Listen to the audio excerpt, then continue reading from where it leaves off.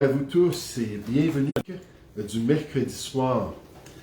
Bienvenue à cette analyse de la parole de Dieu qui nous permet de mieux comprendre ses voies et sa volonté pour l'Église de Jésus-Christ. Ce soir, la question que nous voulons considérer est: le sabbat, est-ce pour l'Église de Jésus-Christ? Le sabbat, est-ce pour l'Église de Jésus-Christ, pour l'Église chrétienne? Et cette question est certainement un sujet qui produit certaines tensions entre chrétiens. C'est un de ces sujets controversés dans l'Église de Jésus-Christ. Une question qui peut engendrer des discussions qui vont troubler la communion fraternelle entre frères, qui peut tristement, comme bien d'autres sujets, produire des attitudes néfastes pour l'unité et l'harmonie dans l'Église locale. Et pourtant, c'est un sujet qu'il faut aborder. Si on veut enseigner tout le conseil de Dieu dans l'Assemblée chrétienne, Paul a dit aux anciens de l'Église d'Éphèse concernant son ministère, il a dit: « C'est pourquoi je vous déclare aujourd'hui que je suis pur du sang de vous tous, comme une bonne sentinelle du Seigneur, car je vous ai annoncé tout le conseil de Dieu sans en rien cacher. » Acte 20, versets 26 et 27. Il ne faut pas avoir peur de toucher à des sujets controversés si on veut plaire au Seigneur plutôt qu'aux hommes. Si nous voulons être fidèles envers toute la révélation de Dieu, donc ce soir, sur l'observation du sabbat, qu'est-ce qu'on apprend des Écritures? Qu'est-ce qu'on peut en déduire? J'aimerais juste vous montrer quelques éléments importants à considérer lorsqu'on pense à l'Église chrétienne et à la pratique du sabbat. L'observation du sabbat fait partie des éléments qu'on décrit comme les zones grises de la parole de Dieu. Ça, c'est important de comprendre ça. L'observation du sabbat fait partie des éléments, des zones grises de la parole de Dieu. Il faut comprendre pour débuter que les Écritures n'ordonnent nulle part dans la Nouvelle Alliance d'observer le 7e jour de la semaine. Elles n'adressent pas directement la question du sabbat dans les instructions pour la bonne marche de l'Église de Jésus-Christ. Elle laisse cette décision à chaque croyant et à chaque assemblée, dans cette liberté que nous avons en Jésus-Christ. Et la question de l'observation du sabbat est le seul des 10 commandements de la loi de Dieu qui n'est pas répété formellement dans les épîtres de la Nouvelle Alliance. Comme le confirme le théologien Michael Woodman, il dit: les Écritures indiquent clairement que pour le chrétien, l'observance du sabbat est une question de liberté spirituelle et non un commandement de Dieu. L'observation du sabbat est une question sur laquelle la parole de Dieu nous demande de ne pas nous juger les uns les autres parce que nécessairement on va varier dans notre conception du sabbat. L'observance du sabbat est une question dont chaque chrétien doit être pleinement convaincu dans son propre esprit. Ce soir, j'aimerais qu'on retourne à un passage qu'on a considéré à quelques reprises récemment. J'aimerais qu'on aille dans l'Épître aux Romains, au chapitre 14. Et la dernière fois, ce qu'on a fait, c'est qu'on a regardé la question de la fête de Noël pour s'apercevoir que la Bible n'en parle pas. Donc, ça tombe sous l'égide, on pourrait dire, sous les règles de Romains, chapitre 14, qui est le grand chapitre de la tolérance entre chrétiens. Donc, Romains, chapitre 14, à partir du verset 1. On nous dit: « Accueillez celui qui est faible dans la foi et ne discutez pas les opinions. Tel croit pouvoir manger de tout, et tel autre qui est faible ne mange que des légumes.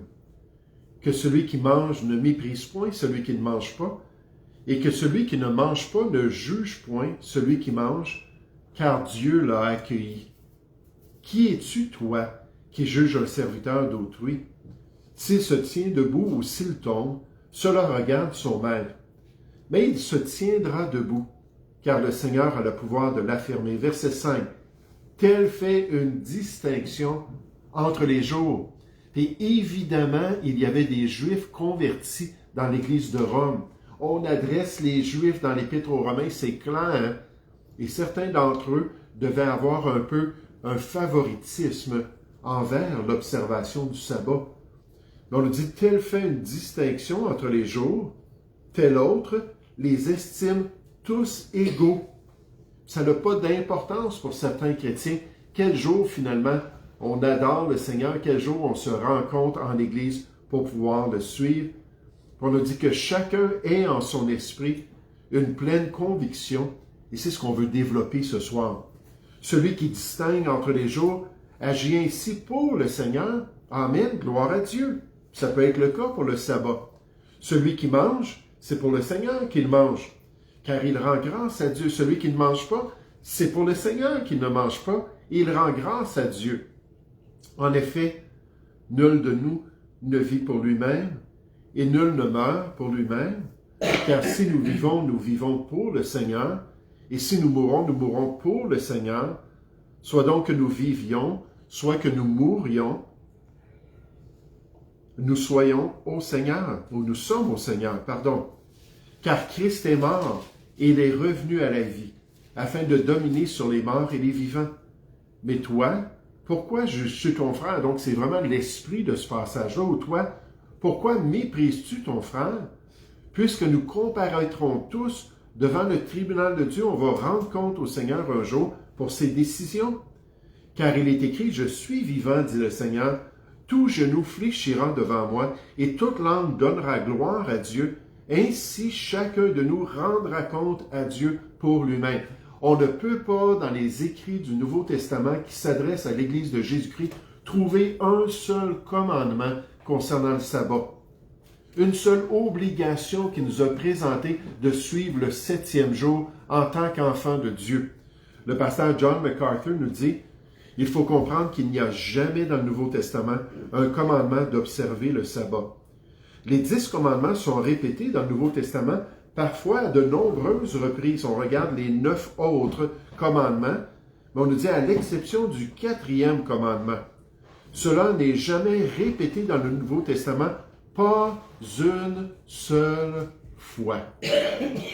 Alors, on pense aux adventistes du 7e jour, on pense aux baptistes du 7e jour. C'est les deux regroupements qui ont tendance à observer ce jour-là dans leur culte envers Dieu.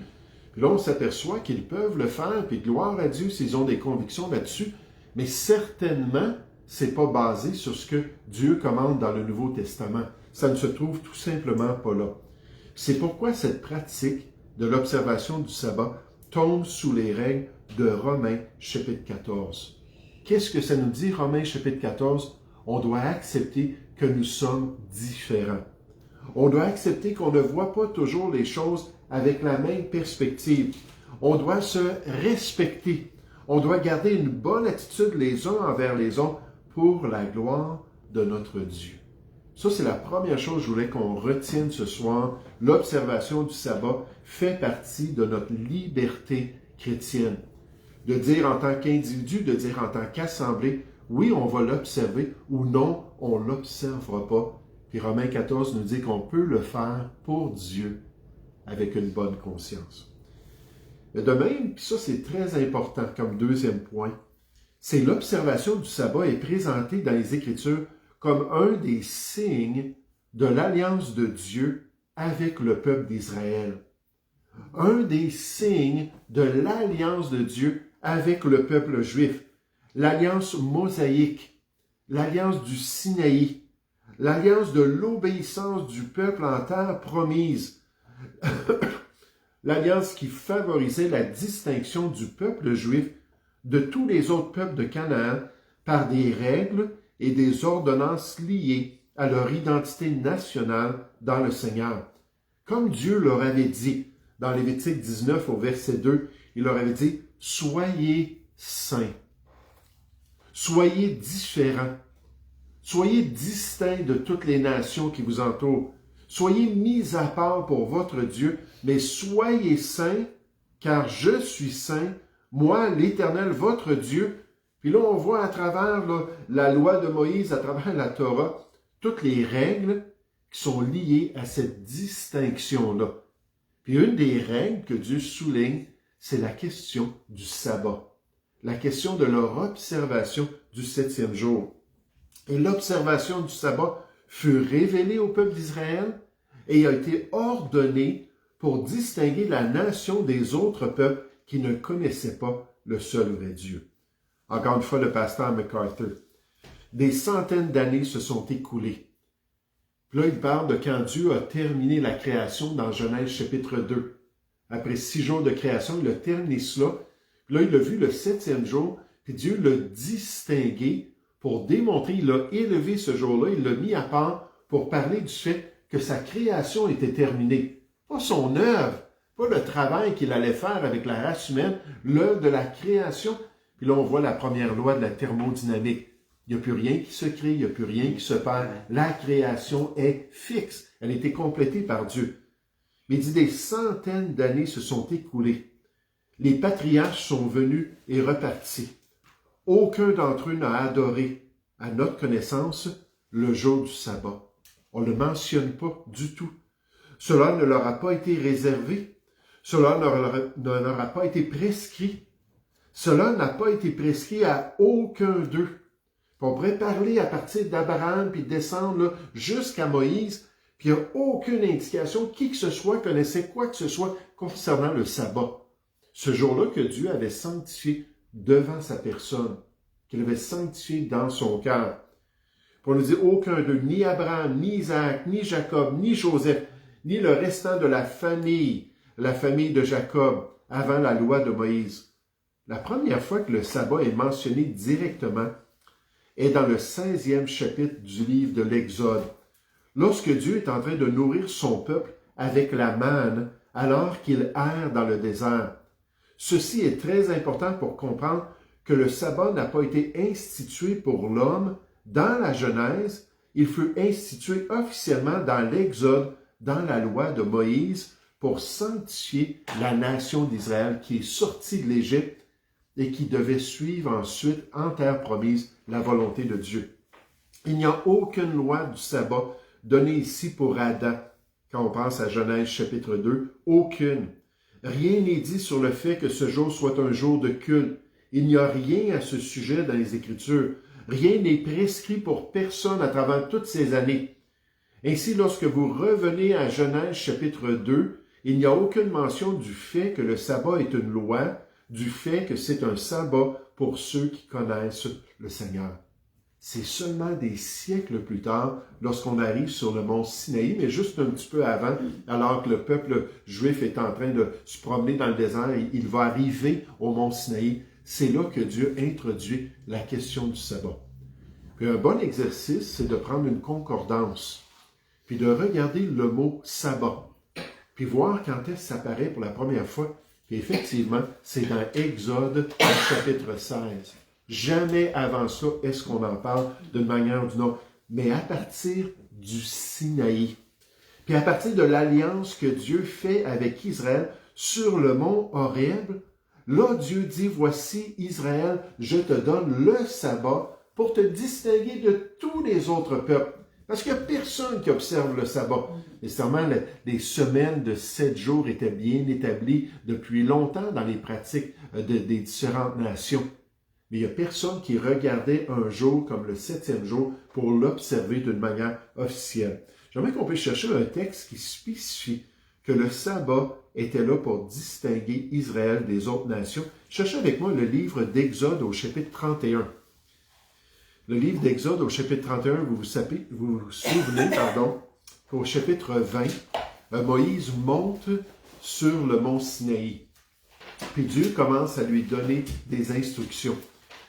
Puis une des instructions, c'est le 4e commandement qu'il dit au peuple, tu vas marquer ça, ou moi je vais marquer ça sur une pierre, tu vas enseigner ça au peuple, que le peuple d'Israël doit observer le 7e jour d'une manière sainte, afin de ne pas travailler, afin de se reposer, afin d'avoir un jour dans la semaine pour récupérer. Puis en passant, ce n'est pas avant le retour de la captivité que le sabbat est utilisé comme un temps pour enseigner la parole de Dieu, dans un endroit comme la synagogue, par exemple. C'est seulement après la captivité babylonienne que les Juifs vont se réunir et commencer le jour du sabbat à adorer Dieu. Puis là, on voit ça dans la période intertestamentaire entre Malachie et finalement Jean-Baptiste, puis on voit ça dans le ministère de Jésus. Mais jamais est-ce qu'on parle d'adoration le jour du sabbat. Jamais est-ce qu'il y a des consignes qui sont données pour que ce soit un jour de culte pour le peuple juif, à part dans les fêtes où ils s'arrêtaient dans ces différents jours-là, dans les différents festivals qu'ils avaient, que Dieu avait établis. Mais le sabbat, c'était un jour de repos pour Israël. Donc, sur le mont Sinaï, dans Exode, chapitre 31, on nous dit au verset 12, « L'Éternel parla à Moïse, il est toujours sur le Sinaï, il reçoit encore des autres instructions. L'Éternel parla à Moïse et dit, verset 13, « Parle aux enfants d'Israël, parce que c'est pour eux, et pour eux seuls que je te dois ces instructions-là. Et dis-leur, vous ne manquerez pas d'observer mes sabbats. Ce sera remarqué entre moi et vous, et parmi vos descendants, les descendants de Jacob d'Israël, un signe auquel on connaîtra que je suis l'Éternel qui vous sanctifie, qui vous a mis à part comme une nation tellement spéciale, une nation élue. Vous observerez le sabbat, car il sera pour vous une chose sainte. » Puis en passant dans le Nouveau Testament, on n'applique pas ça à l'Église. Puis on ne transfère pas ça, cette alliance-là, aux chrétiens. Ça, ceux qui enseignent ça, que tout ce que Israël avait reçu comme alliance, ça a été transféré à l'Église, puis Israël n'est plus dans le plan de Dieu, ne comprennent pas la parole de Dieu. Loin de là. Puis ici, la question du sabbat, ça n'est jamais appliqué à l'Église chrétienne. C'était pour Israël. Mais il sera pour vous une chose sainte, verset 14. Celui qui le profanera sera puni de mort. Celui qui fera quelque ouvrage ce jour-là sera retranché du milieu du peuple. On travaillera 6 jours, mais le 7e jour est le sabbat, le jour du repos consacré à l'Éternel. Juste en passant, je peux entendre tout de suite quelqu'un dire « Oui, mais dans Hébreux chapitre 3, on nous dit qu'en Jésus-Christ, il y a ce jour-là de repos. » Puis là, on dit c'est pour les chrétiens le sabbat. Mais le jour du repos, dans Hébreux chapitre 3, ça nous parle de notre salut. On se repose de nos œuvres, on se tourne vers l'œuvre de Jésus-Christ. Le passage, son contexte n'a rien à faire avec le jour du sabbat. C'est tiré hors contexte pour approuver quelque chose qui n'a rien à faire avec les chrétiens. Verset 15. On travaillera 6 jours, mais le 7e jour est le sabbat, le jour du repos consacré à l'Éternel. Celui qui fera quelque ouvrage le jour du sabbat sera puni de mort. Les enfants d'Israël observeront le sabbat en le célébrant, eux et leurs descendants, comme une alliance perpétuelle. Ce sera entre moi et les enfants d'Israël un signe qui devra durer à perpétuité. Car en 6 jours, l'Éternel a fait les cieux et la terre, et le 7e jour, il a cessé son œuvre et il s'est reposé. Lorsque l'Éternel eut achevé de parler à Moïse sur le mont Sinaï, on voit que c'est les dernières instructions que Dieu a données à Moïse, ou une répétition de ce qu'il avait déjà dit au début dans les 10 commandements. On nous dit, il lui donna les 2 tables du témoignage, tables de pierre, écrites du doigt de Dieu. Dans Ézéchiel chapitre 20, Dieu dit aux Juifs de la captivité à Babylone, il répète cela, et dit, je leur donnai aussi mes sabbats comme un signe entre moi et eux, pour qu'ils connaissent que je suis l'Éternel qui les sanctifie. Ça, c'est Ézéchiel 20 au verset 12.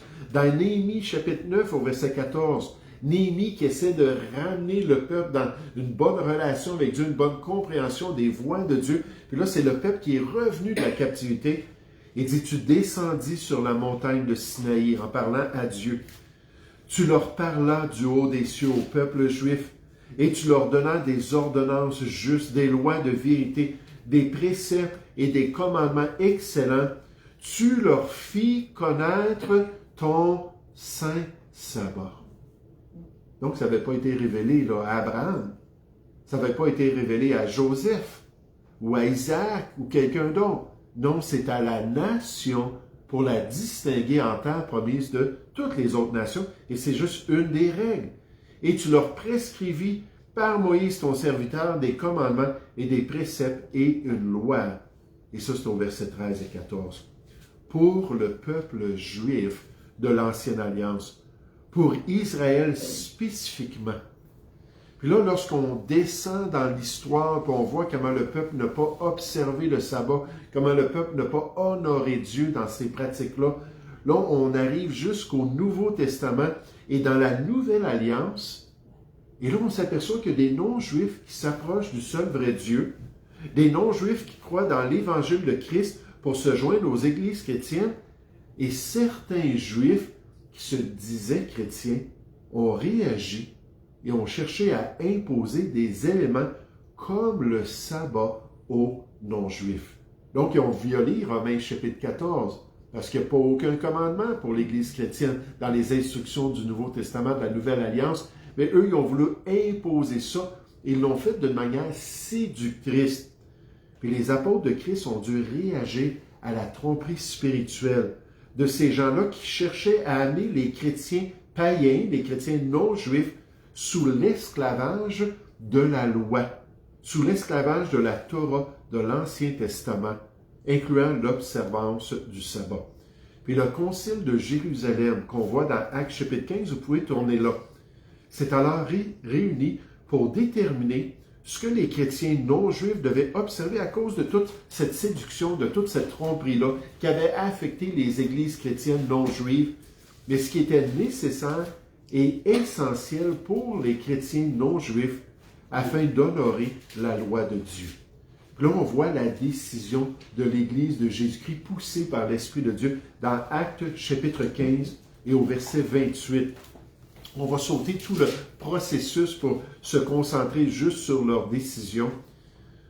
Au verset 28, les apôtres de Jésus-Christ nous disent « Car il a paru bon au Saint-Esprit et à nous de ne vous imposer d'autres charges que ce qui est nécessaire dans les règles et la moralité de la loi de Moïse. » Donc, les chrétiens non-juifs, voici ça, c'est le minimum, mais c'est ce que Dieu veut que vous observiez. Savoir de vous abstenir des viandes sacrifiées aux idoles. De vous abstenir, c'est sous-entendu du sang, des animaux étouffés et de la débauche, choses contre lesquelles vous trouverez bien de vous tenir en garde. Bien, vous remarquez, en face de ces judaïsants, ces gens juifs qui sont venus séduire les églises chrétiennes, que lorsque l'Église a cherché la volonté de Dieu puis s'est prononcée concernant ce que les gens devaient pratiquer, on ne parle pas de l'observation du sabbat. Ça aurait été parfait ici de le mettre. On ne parle pas des fêtes juives, des diverses fêtes juives. On ne parle pas du code culinaire particulier d'Israël qui le distinguait de toutes les nations. On ne parle pas des ordonnances du sacerdoce juif, des sacrifices pour les péchés, des sacrifices d'action de grâce, etc. Colossiens 2, 17 nous dit des éléments qui n'étaient que l'ombre des choses à venir, mais la vérité ou la réalité est en Jésus-Christ. Des choses que Jésus est tout venu accomplir, puis maintenant ces choses-là ne sont plus pour les gens dans la Nouvelle Alliance. Dans les premiers chapitres du livre des Actes, les premiers chrétiens étaient majoritairement juifs. Lorsque les gentils ont commencé à recevoir le don du salut par Jésus-Christ, les chrétiens juifs ont été confrontés à un dilemme. À quel aspect de la loi mosaïque et de la tradition juive les chrétiens païens devaient-ils être invités à obéir selon la volonté de Dieu? Les apôtres se sont réunis et ont discuté de la question au sein du concile de Jérusalem dans le livre des Actes au chapitre 15. La décision fut donc la suivante. On nous dit, je pense donc que nous ne devrions pas rendre la tâche difficile aux chrétiens païens qui se tournent vers Dieu. Nous devrions plutôt leur écrire pour leur dire de s'abstenir de la nourriture souillée par les idoles, de la débauche, de la viande, d'animaux étranglés et du sang. Acte 15, versets 19 et 20. L'observation du sabbat ne fait pas partie des commandements que les apôtres estimaient nécessaire d'imposer aux croyants païens. Il est inconcevable, d'après le théologien Michael Woodman, que les apôtres négligent d'inclure l'observation du sabbat si Dieu ordonnait celui-ci aux chrétiens et qu'ils devaient l'observer pour la gloire de Dieu. Il dit, ça ne fait aucun sens, c'est l'Esprit même qui s'est prononcé. Il n'y a aucune prescription ni règle de sabbat nulle part dans la Nouvelle Alliance. Il n'y a aucune instruction sur le comportement le jour du sabbat dans le Nouveau Testament. Dans Acte 15, lorsque le Conseil de Jérusalem a décidé de ce qui serait exigé des croyants païens dans l'Église, il ne leur a pas demandé d'observer le sabbat. Puis là, ils ont envoyé cette épître-là, cette lettre-là avec Paul puis Silence pour aller le dire de vive voix aux chrétiens partout dans les églises chrétiennes païennes. Là, ça a été une grande consolation parce qu'ils se sont aperçus, OK, c'est pas une charge qu'on doit porter. Ça ne fait pas partie de la volonté de Dieu. Les apôtres n'ont jamais ordonné à personne d'observer le sabbat. Ils ne châtiaient jamais personne pour ne pas avoir observé cette ordonnance du peuple juif, encore John MacArthur. Puis au contraire, lorsqu'on regarde les différentes épîtres, lorsqu'on voit cette tension-là dans les églises païennes concernant ces juifs-là, ces judaïsants qui essaient de les séduire, on s'aperçoit que des gens comme l'apôtre Paul, qui est appelé l'apôtre des gentils ou l'apôtre des païens, se levait complètement contre ces règles-là qui étaient imposées faussement aux églises chrétiennes. Cherchez avec moi Galates chapitre 4 au verset 8. Galates chapitre 4 au verset 8, on va aller voir dans les églises de la Galatie puis l'église à Colosse. Comment est-ce que l'apôtre Paul a dit, écoutez, le sabbat, là, cassez-vous pas la tête avec ça. Ce n'est pas quelque chose qui est ordonné par Dieu. Galates chapitre 4 au verset 8. Autrefois, ne connaissant pas Dieu, vous serviez des dieux qui ne sont pas de leur nature dans le paganisme avant de connaître le salut en Jésus-Christ. Mais à présent, Galates 4, 9, que vous avez connu Dieu, ou plutôt que vous avez été connus de Dieu, comment retournez-vous à ces faibles et pauvres rudiments? Vous vous rappelez des rudiments dans les Écritures, c'est des règles religieuses chez les païens, mais ces faibles et pauvres rudiments auxquels, de nouveau, vous voulez vous asservir encore, vous voulez être esclave de ces choses-là. Là, il donne un exemple. Vous observez les jours, les mois, les temps et les années. Puis quand on connaît le contexte de l'épître aux Galates, toute l'épître parle des judaïsants qui ont imposé la loi aux chrétiens qui se sont détournés si promptement de la grâce qu'ils avaient reçue en Jésus-Christ pour se mettre sous le joug de la loi. Donc ici, ces détails-là qui sont mentionnés, les jours, les mois, les temps, les années, c'est toutes des règles que Israël suivait. Il dit, je crains d'avoir inutilement travaillé pour vous. Les jours, les mois et les années que les Galates observaient étaient ceux que la loi mosaïque exigeait qu'Israël observe. Cela ressort clairement dans la déclaration de Paul dans Galates 4 au verset 21, alors qu'il dit que les Galates voulaient se mettre sous le joug de la loi. Dans Galates 5.1, c'est clair que les Galates étaient tentés même de se faire circoncire, qui était une règle pour qu'un païen puisse adhérer à la loi de Moïse. Et d'après Galates 5 au verset 3, que les judaïsants finalement voulaient les pousser à suivre toute la loi de Moïse. Le théologien K.S. West. Sous l'influence des judaïsants, les Galates avaient au moins commencé à observer le calendrier mosaïque.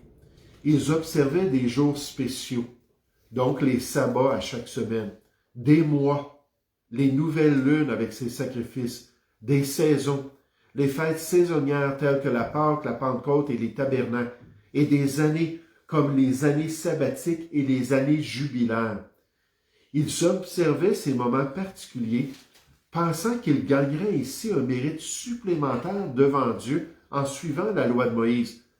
Mais Paul avait déjà clairement indiqué que les œuvres ne pouvaient être ajoutées à la foi comme motif de justification et de sanctification, les docteurs Walvoord et Zock.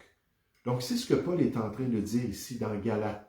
Il dit, je crains d'avoir travaillé inutilement pour vous. Maintenant, regardez Colossiens chapitre 2 au verset 16. Alors que Paul s'adresse aux Colossiens, qui eux aussi avaient été séduits, qui eux aussi avaient été trompés. Là, il leur parle encore de la question du sabbat. Colossiens 2 au verset 16. Il dit que personne donc ne vous juge au sujet du manger ou du boire, et au sujet d'une fête, de nouvelle lune ou des sabbats. Puis là, ici, c'est sabbaton en grec, puis c'est au pluriel. Puis c'est traduit des sabbats, c'est très bien.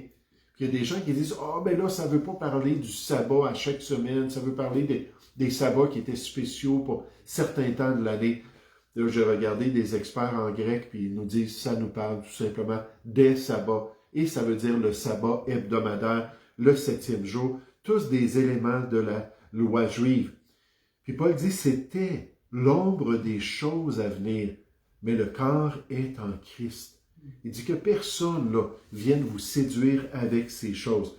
Le pasteur MacArthur, les faux enseignants disaient aux Colossiens qu'il ne suffisait pas d'avoir Christ dans leur vie pour avoir l'assurance du salut. Ils devaient également respecter la loi cérémoniale juive. Les interdictions des faux enseignants concernant la nourriture et la boisson étaient probablement basées sur les lois alimentaires de l'Ancien Testament telles qu'on les trouve dans Lévitique chapitre 11. Ces lois ont été données pour marquer Israël comme un peuple distinct par Dieu et pour le décourager de se mêler aux nations environnantes, d'être assimilé par les autres peuples.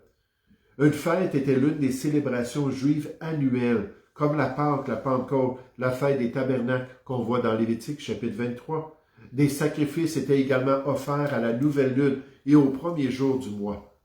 Contrairement à ce que prétendent certains aujourd'hui, les chrétiens ne sont pas tenus d'adorer lors du jour du sabbat.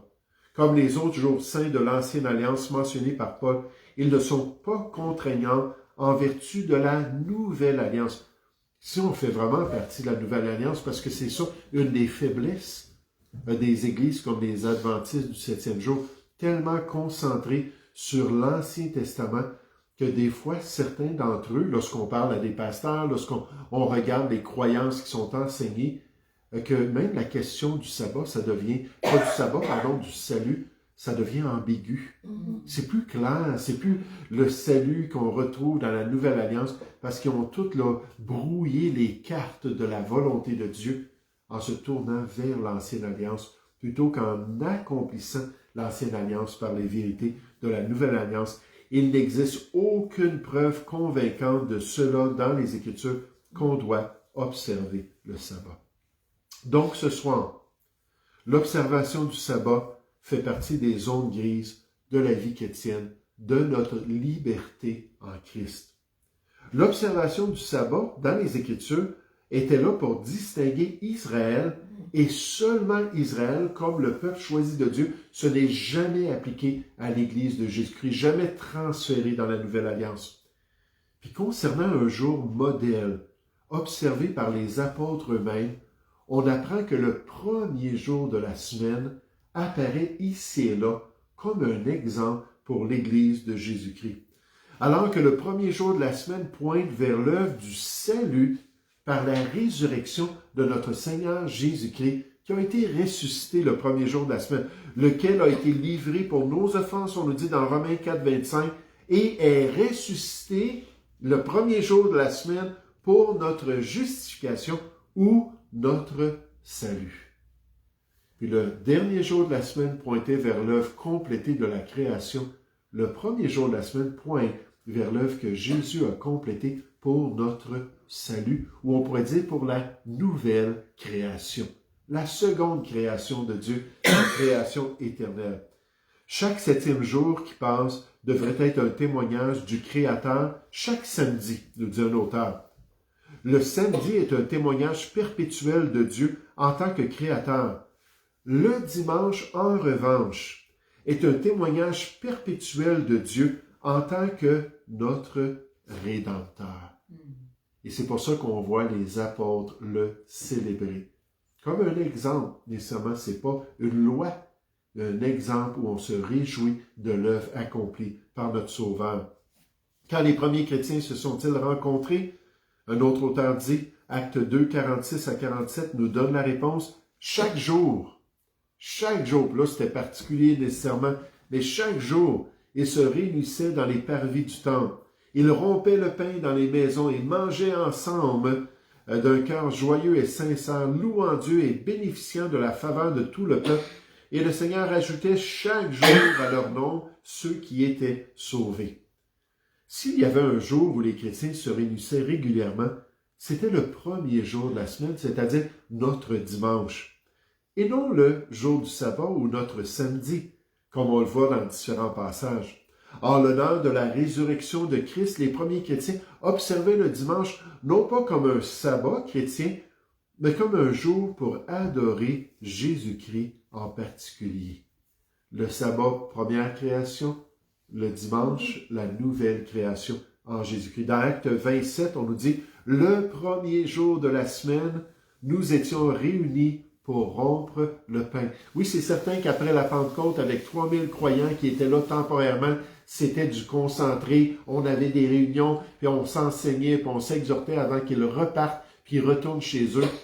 Puis là, quand la poussière c'est comme placé, puis là, l'ordre s'est établi, Acte 27 nous dit, le premier jour de la semaine, là, on est allé persévérer dans l'enseignement des apôtres, là, on est allé rompre le pain ensemble, là, on est allé pour adorer Dieu. Dans 1 Corinthiens 16, au verset 1, on nous dit, pour ce qui concerne la collecte en faveur des saints, donc votre bienfaisance envers les chrétiens dans le besoin, agissez vous aussi, comme je l'ai ordonné aux églises de la Galatie. Qu'est-ce que Paul tu as dit aux églises? Que chacun de vous, le premier jour de la semaine, mette à part chez lui ce qu'il pourra, selon sa prospérité, afin qu'on n'attende pas mon arrivée pour recueillir les dons, pour ramener ça dans l'Église de Jésus-Christ, pour ramener ça dans le peuple de Dieu, pour qu'ensuite, quand Paul allait passer, il pouvait ramasser ces denrées-là, ces dons-là, pour prendre soin des besoins des chrétiens, le premier jour de la semaine. Le pasteur Wisby, le jour du Seigneur, pour commencer, il se réunissait le premier jour de la semaine et non le 7e jour qui était le sabbat. Le premier jour a été appelé le jour du Seigneur parce que c'est à ce moment-là que le Seigneur Jésus est ressuscité des morts.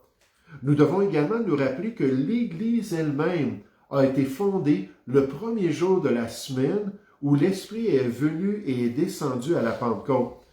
Durant les premières années de l'Église, les croyants maintenaient certaines des traditions juives, comme les heures de prière, Acte 3.1, mais au fil du temps, ils se sont éloignés du calendrier mosaïque et ont développé leur propre modèle d'adoration selon l'enseignement qu'ils ont reçu de l'Esprit de Dieu. Alors on se rencontre le premier jour de la semaine. C'est pourquoi au Bon Berger, comme dans la grande majorité des églises fidèles à la parole de Dieu, on ne fait aucun cas du sabbat comme une observation obligatoire pour l'Église.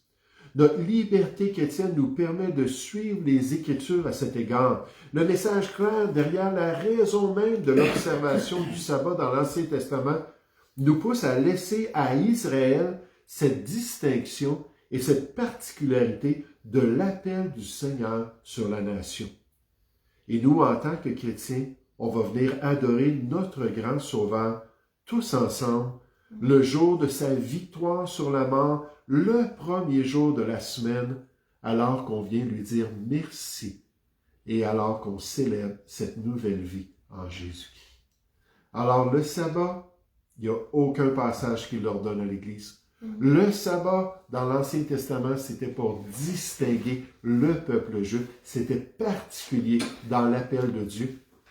Puis l'exemple du Nouveau Testament, c'est le premier jour de la semaine. Alors qu'on n'en fait pas une loi, alors que ce n'est pas obligatoire, alors qu'on ne dénigre pas ceux qui préfèrent le samedi, mais alors qu'on voit l'exemple des apôtres qui nous disent on va célébrer la résurrection de notre grand Sauveur. Nous allons prier ensemble. Oui, Père Céleste, on veut te remercier, on veut te louer ce soir pour cette opportunité de pouvoir regarder cette question. Une question controversée pour certains, une question bien claire pour d'autres, mais certainement une question qui devait être adressée.